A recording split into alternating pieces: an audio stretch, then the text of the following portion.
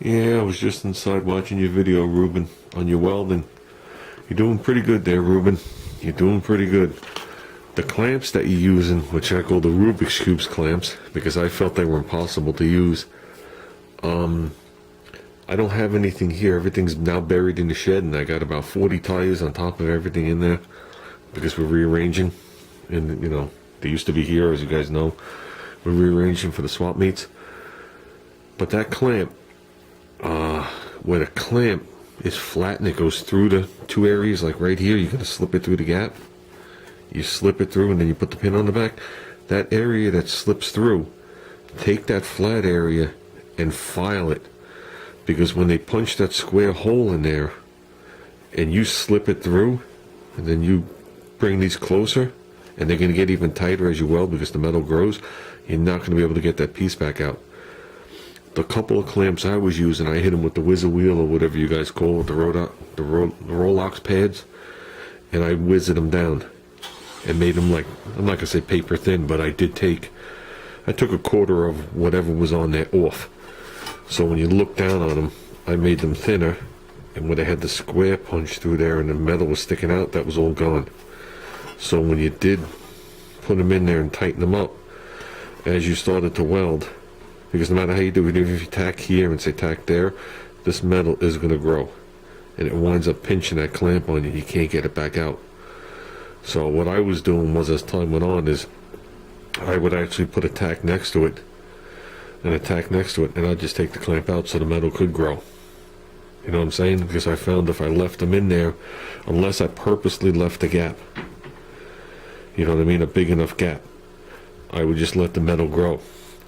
When you have two pieces of metal here, Reuben, like this, that are touching, it becomes one big heat sink. So if I go to weld here, the heat's going to go this way, this way, this way, this way. As soon as I open up the gap, I'm trying to do this and look to the viewfinder. As soon as I open up the gap, depending on which side the wire is going to hit on, because it's going to hit on one side, it's no longer a heat sink. Say the wire hits on this side, it's no longer a heat sink on the right side of it. So it just melts it right off. Just like if you were butt welding, when you come, we were disturbed by the little guy.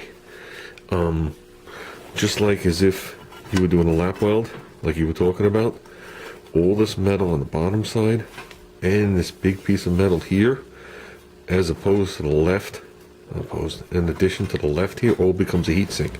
So the second you try and put a tack weld on here, this piece is going to absorb a majority of the heat.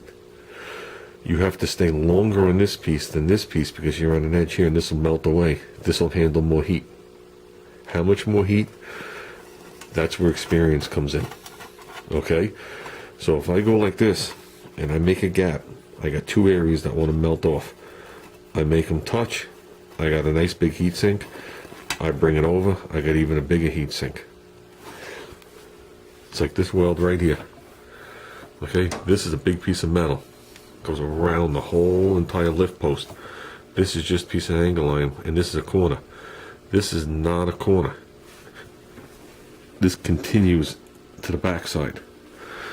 So when I strike an arc here, I'm going to stay longer here and less here. Longer here, less here, longer here. Because when I come here, this becomes a big heat sink. This melts the edge off. And that's the same thing. See, there's a gap in here. It's the same thing. As you come across, you're going to start to fry this right off. But this is heavy gauge, so it's easy to weld heavy gauge. You learn on thin gauge. And once you master thin gauge, you can weld anything. Like I said, I wasn't taught. A good friend of mine was taught by just welding razor blades. You know, it's the thinnest stuff around. But other than that, Reuben, I think your welding's looking awesome. Just remember something. I said on my mask here either. Set your mask. It probably starts 9, 10, 11, 12, 13. Put it on 11. Because 10 is the actual brightness of what's coming out. Like 10 times the brightness of the sun or whatever it is. So you want to stay one level above that. Put it on 11 to keep your eyes safe. And when you're doing the type of welding you're doing, which is actually stitch welding or just little spot or tacks, the mask is actually useless. Because by the time you go and pull away, you'll be lucky the mask turned and your eyes adjusted. and you'll be done. So if you're holding it that long, if you're holding it there long enough to see what you're doing, you're putting too much metal in, too much heat, and you're burning holes through everything. That mask will only help you if you weld real metal, because you strike the arc and you just start welding. The mask will adjust, your eyes will adjust, and you can just keep going down, doing what you have to do. So I just figured a couple of little helpful hints make me feel like I'm back in the garage again. I don't have any metal to show you, to show you actual welds.